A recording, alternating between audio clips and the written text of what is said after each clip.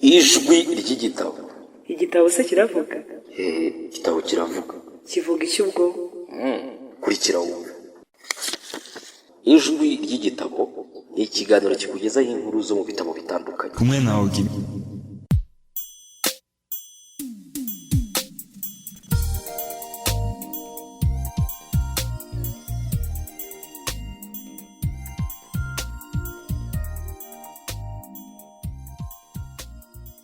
Ubuzima bufite intego.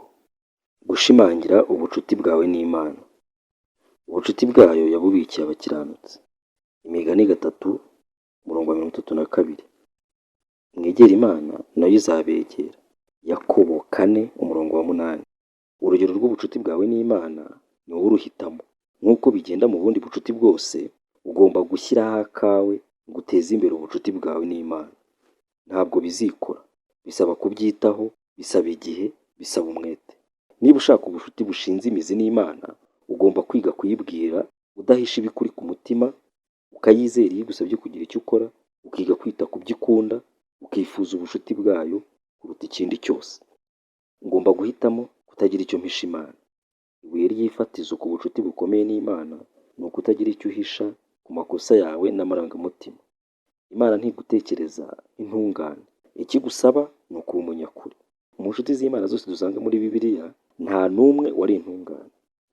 Iyo Imana iba isaba abantu kubanza kuba intungane ngo babone kuba inshuti zayo, ntabwo twazigera tuba inshuti zayo. Amahirwe ni uko kubw'ubuntu bw'Imana Yesu akiri inshuti y'abanyabyaha. Muri Bibiliya, inshuti z'Imana zavugishaga ukuri ko mu mutima. Kenshi zikitotomba, zigakekeranya, zikarega, zikajya impaka n'umuremyi wazo.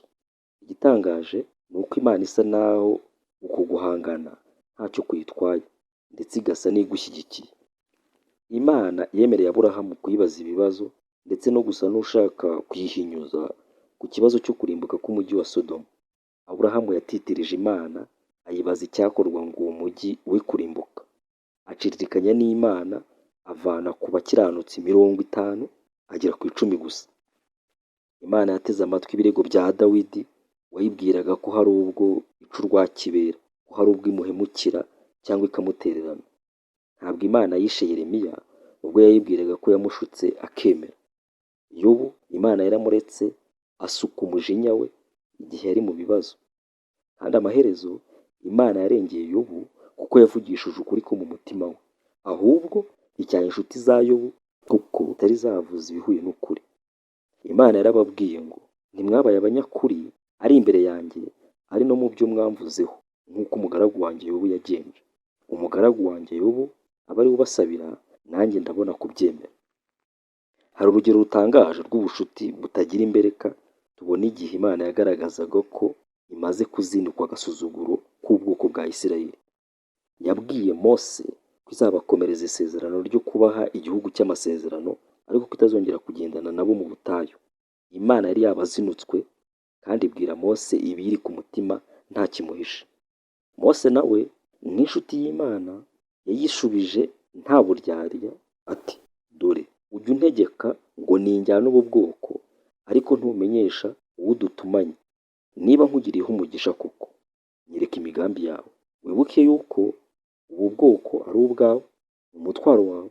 Niba wowe ubwawe utajyanye natwe, uru rugendo hita urusubika.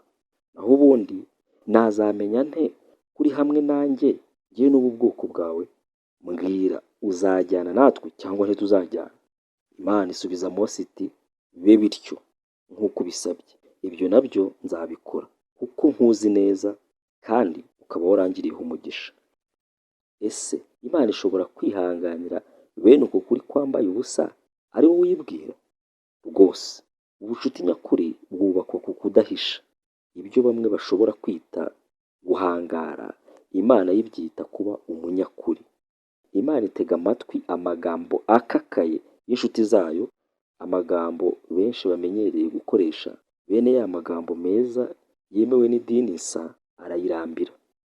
Niba ushaka kuba inshuti y'Imana, ugomba kuyibwira ukuri, ukayaturira iby'ukuri biri ku mutima wawe, atari bya bindi wibwira ko byemeye gutekereza cyangwa kuvuga.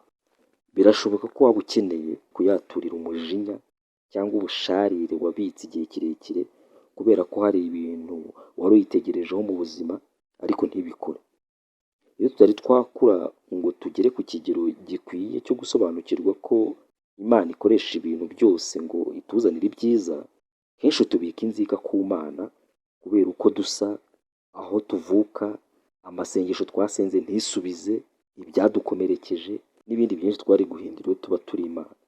Kenshi abantu batonganya Imana ku bw'ibibi bakorewe n'abandi. Icyo kivamo icyo William Barcus yise gutandukana n'Imana mu ibanga. Ubusharire niyo nzitizi iruta izindi mu bucuti n'Imana. Kuki ntashaka kuba inshuti y'Imana yemeye ko ibi bintu nk'ibi bibi bimbaho? Umuti w'ibyo ni ukumenya neza ko iby'Imana ikora byose ibikora igamije kukugirira neza, n'iyo byaba bibabaje kandi utabona impamvu yabyo. Niyo mpamvu gusohora ubwo busharire ukabwira Imana uko wumva umeze ku mutima ariyo ntambwe ya mbere yo gukira. Nk'uko benshi muri Bibiliya babigenje, bwira Imana uko wumva umeze ntacyo uyikinze, kugira ngo itwigishe kugira bene uwo mutima umeze nk'uw'umwana. Imana yaduhaye igitabo cya Zaburi, igitabo kitwereka amasengesho yuzuyemo kwitotomba, gutongana, gushidikanya, ubwoba, ubusharire n'andi marangamutima akakaye bivanze n'amashimwe, guhimbaza n'amagambo yo kwizera. Nta marangamutima udasanga mu gitabo cya Zaburi. Iyo usomye uburyo Dawidi cyangwa abandi baturaga amarangamutima yabo, ujya usobanukirwa ko ariko Imana ishaka ko nawe uyisenga ntacyo uyikinze mu byo ufite ku mutima.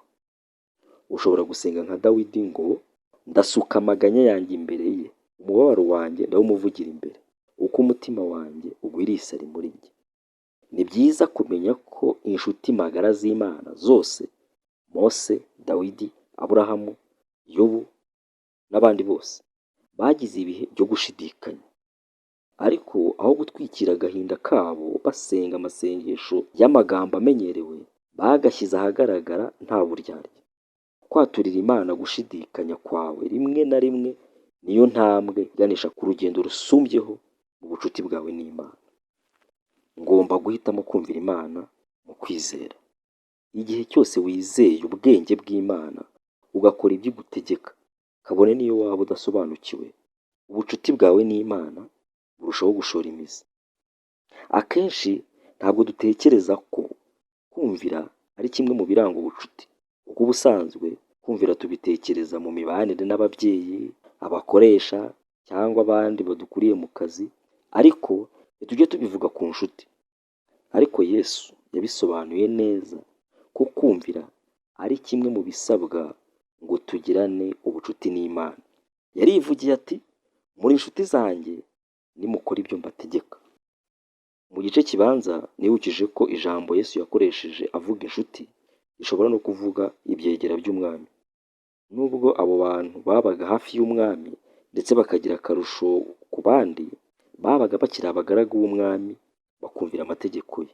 Turi inshuti z'Imana ariko ntabwo tureshya nayo. Ni umuyobozi wacu dukunda, natwe tukamujya inyuma. Twumvira Imana tutabitewe n'itegeko, ubwoba cyangwa agahato, oya, ahubwo kuko tuyikunda kandi tukizera ko izi ibyiza bidukwiriye. Dushaka gukurikira Kristo ku bw'ishimwe ry'ibyo yadukoreye, kandi uko turushaho kumuba hafi niko ubucuti bwacu nawe burushaho gukomera. Abatizera bibwira ko abakristo bumvira kubera itegeko cyangwa umutima wicira urubanza cyangwa gutinya igihano, ariko ibyo bihabanye cyane n'ukuri. Ahubwo kubera ko twababariwe tugahabwa umudendezo, twumvira kubera urukundo, kandi kumvira kwacu bituzanira umunezero mwinshi. Yesu yaravuze ngo, uko data yankunze niko nanjye nabakunze, mugume mu rukundo rwanjye.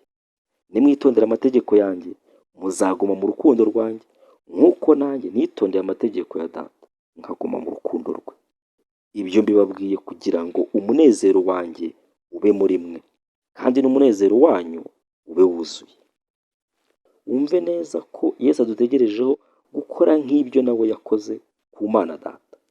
Ubusabane afitanye n'Imana Data nicyo cyitegererezo cy'ubucuti tugomba kugirana nawe. Yesu yakoze iby'Imana Data yamusabye gukora byose abitewe n'urukundo.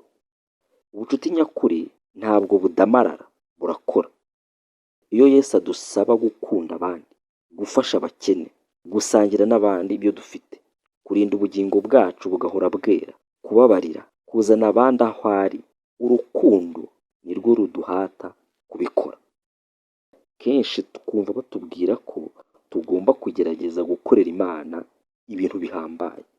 Nyamara Imana yo inyurwa kurutaho iyo twemeye gukora utuntu tworoheje kubwo kumvira kuvuye mu rukundo. Bishobora kutabonekera abantu, ariko Imana yo irabibona kandi bifata nk'ibikorwa by'ishimwe kuri yo. Ibikorwa bikomeye bishobora kutugwirira rimwe na rimwe mu buzima, ariko ibikorwa bito duhura nabyo buri munsi. Udukorwa duto nko kuvuga ukuri, kugira neza, gukomeza abacitse intege, natwo dutera Imana akanyamuneza. Imana yibuka udukorwa tworoheje tuva mu kumvira kuruta amasengesho dusenga cyangwa indirimbo zo guhimbaza n'amaturo.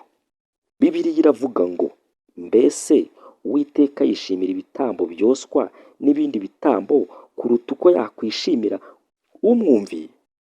Erega kumvira biruta ibitambo. Yesu yatangiye umurimo ku mugaragaro afite imyaka 30, abanza kubatizwa na Yohana. Icyo gihe Imana yaravuze ngo, uyu ni umwana wanjye nkunda nkamwishimira. Ni iki Yesu yakoze iyo myaka 30 cyari cyaranejeje Imana? Ntacyo Bibiliya ivuga kuri iyo myaka, uretse interuro rimwe gusa muri Luka 2:51, aho igira iti, amanukana nabo ajya i Nazareti, abana nabo agahora abumvira. Iyi myaka 30 yanejeje Imana bayishyize mu nshamake y'amagambo 2 gusa, ngo agahora abumvira. Urakoze cyane kubw'uyu mwanya, Imana iguha umugisha. Dusubire ubutaha.